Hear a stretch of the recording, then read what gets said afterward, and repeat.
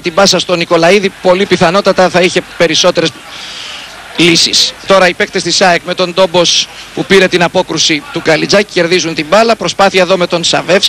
Σαβεύσκι. Ψάχνει τον Νικολαίδη. Ο Νικολαίδης βγαίνει ανάμεσα από δύο παίκτες. Κάνει το πλασάρισμα, στέλνει την μπάλα στα δίχτυα και να λοιπόν ο πιστολέρο, όπως τον αποκαλούμε, στην πρώτη του ουσιαστικά επαφή με την μπάλα πετάγεται ανάμεσα σε Αμανατίδη και Καραταΐδη και καθώς η μπάλα, έτσι όπως συνηθίζουμε να λέμε στο ποδόσφαιρο, τιμωρεί, γίνεται ο σκόρερ της ΑΕΚ, δίνει το προβάδισμα στο 60ο λεπτό του παιχνιδιού, καθώς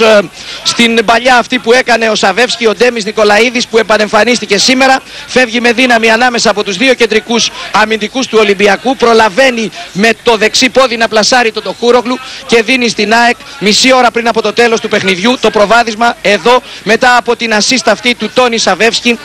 που είναι ασφαλώς μετά τον Ατματσίδη ο καλύτερος παίκτης της ΑΕΚ με τον Μαχερίδη.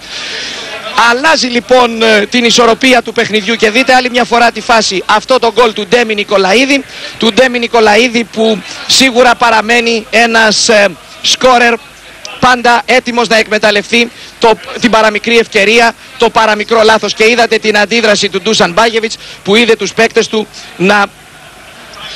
χάνουν, θα μπορούσαμε να πούμε έτσι, από τα μάτια τους εντός εισαγωγικών τον Νικολαίδη που βρίσκεται και πάλι στο χόρτο, ενώ εδώ οι έξαλλοι πανηγυρισμοί των ανθρώπων του πάγκου της ΑΕΚ όλοι κόντεψαν να μπουν μέσα στον αγωνιστικό χώρο, καθώς